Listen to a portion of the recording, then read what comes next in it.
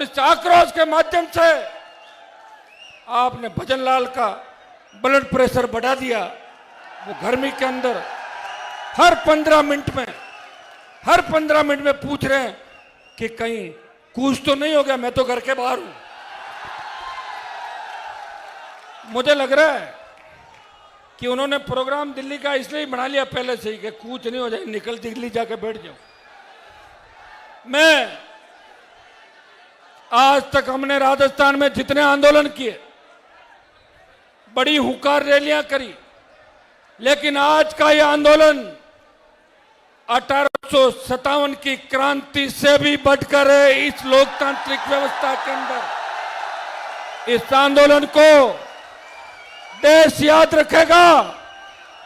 जब 45 डिग्री तापमान पर राजस्थान का किसान का बेटा उन लाखों नौजवानों के लिए लड़ रहा था, और ये लाखों नौजवान जो आए मुझे संबल देने के लिए, नई ऊर्जा देने के लिए, उन सब क्रांतिवीरों का नाम उस क्रांति के अंदर लिखा जाएगा।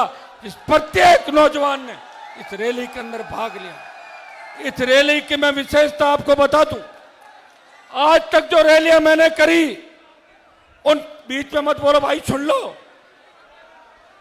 बीच में मत बोलो, कोई बैठे रहो। आज तक जो भी राष्ट्रीय लोकतांत्रिक पार्टी की हुंकार से लेके, पार्टी गठन से लेके आज तक जो रैलियां हुई, उन रैलियों में मैं खुद आपके बीच जाता था, आमंत्रण देता था, और उसके बाद आप आते थे। यह पहली रैली है जिसमें हनुमान बेनीवाल ने आह्वान किया कि उठो, उठो मेरे छोटे भाइयों, बदल दो राजस्थान की व्यवस्था, जुल्म करने वाली इस सरकार को मार के फेंक दो। ये तो टेलर है, पूरी पिक्चर आपको दिखानी है, इस बात का भी ध्यान रखना। आज मैं पूछ रहा था एक बस वाले से, मैंने कहा बस का किराया कितना लेते हो? बोले 40,000। दिया किसने? बोले इकट्ठे होकर सवारियों ने दे दिया 40,000। यह कितना बड़ा आंदोलन है कि तेल डलवाने से लेके, खाने पीने की व्यवस्था से लेके, बसों, गाड़ियां, खुद की पर्सनल गाड़ियां, जिस तरह वॉलंटियर खड़े हैं। आज एक नई चीज देख रहा हूं कि मंच पे भागने की होड़ कम कर रहे हैं ज्यादातर। और मैं आपको एक बात कहना चाहता हूं कि मेरे आला कमान आप हो।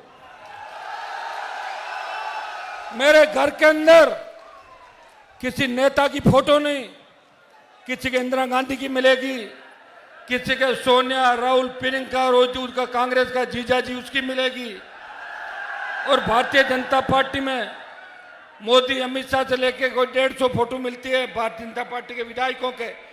लेकिन हनुमान बेनीवाल के घर और ऑफिस के अंदर अगर फोटो मिलती है तो वीर तेजाजी महाराज की, रुकिए, महाराजा सूरजमल की, रुको तो, राम साहब पीर की, देवनारायण भगवान की, भगत सिंह की, गोकुला जाट की, तमाम उन क्रांतिकारियों की जो आजादी के आंदोलन के अंदर जो 1857 से 1947 तक चला, या मुगल काल से लेके जो जो कालखंड इस हिस्ट्री के अंदर लिखे हुए, तमाम जो लड़े थे, उनकी फोटो हनुमान बेनीवाल के ऑफिस और घर पे निश्चित रूप से मिलेगी। मेरा कोई आला कमान नहीं, मेरे आला कमान मेरे छोटे भाई और ये किसान है राजस्थान के, जो हमेशा मुझे सर आंखों पे बिठा कर रखते। आज वैसे मंच तो ठीक है, बैठ जाओ।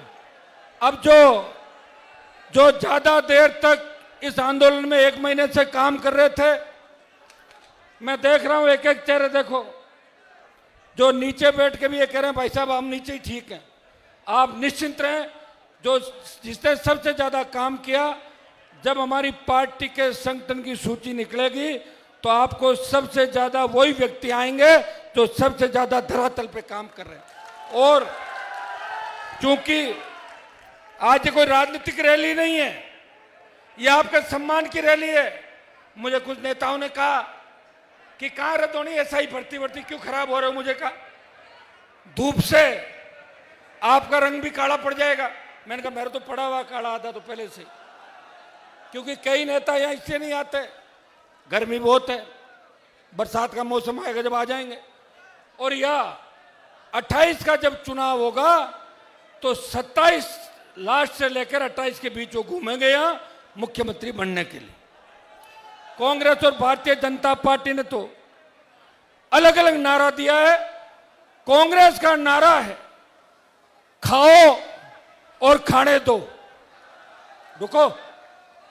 और बीजेपी का नारा है खाओ और गुर्राओ। एक सांपनाथ है, दूसरा नागनाथ है। भाइयों, मैं आमंत्रित मैंने किया था बहुत से नेताओं को। मैंने कहा आओ मेरा साथ दो, आओ ना। आप लाखों लोग जहां बैठे, क्यों नहीं आ रहे हो वहां पर? आप तो मामले उठाए थे, उठा के रवाना हो गए, मेरे गले में बांध दिया सारा सारा। और मैं लड़ रहा हूं, ये आंदोलन खत्म नहीं होगा। मैं सिर्फ ये देखना चाहता था कि जिन धरती पुत्रों के मैं लड़ रहा हूं, जिन किसान के बेटे बेटियों के लिए लड़ रहा हूं, आखिर वो मेरी आवाज पे कितनी तादाद में पहुंचते हैं, ये मैं देखना चाहता था राजस्थान के अंदर। और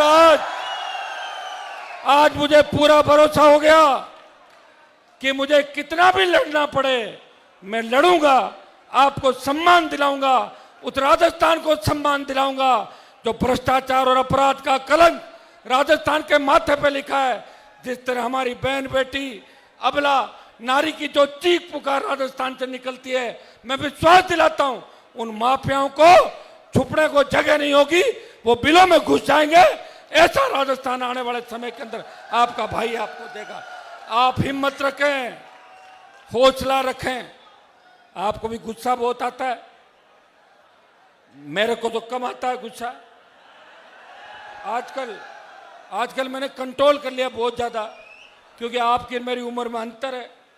मैं जब कॉलेज में पढ़ता था तब कहता था चलो, यूनिवर्सिटी में आया थोड़ी देर चलो, फिर एमएलए एमपी बना, मुझे आपकी चिंता रहती है लाखों लोगों की।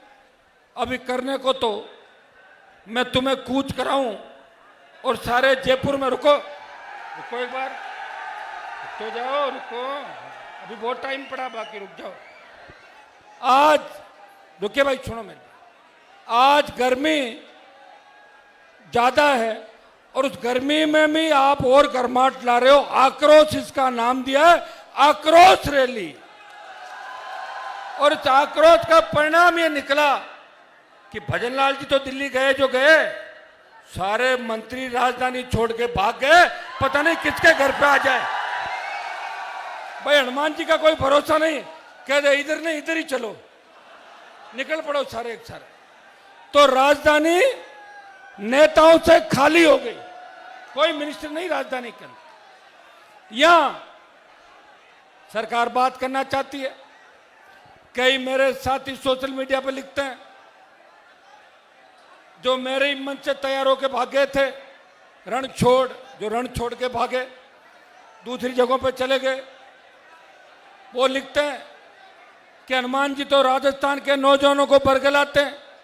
आप ये बताओ, मैंने किसी नौजवान से जमीन पे कब्जा करवाया क्या राजस्थान के अंदर? मैंने किसी नौजवान को शराब का काम करने का कहा क्या राजस्थान में?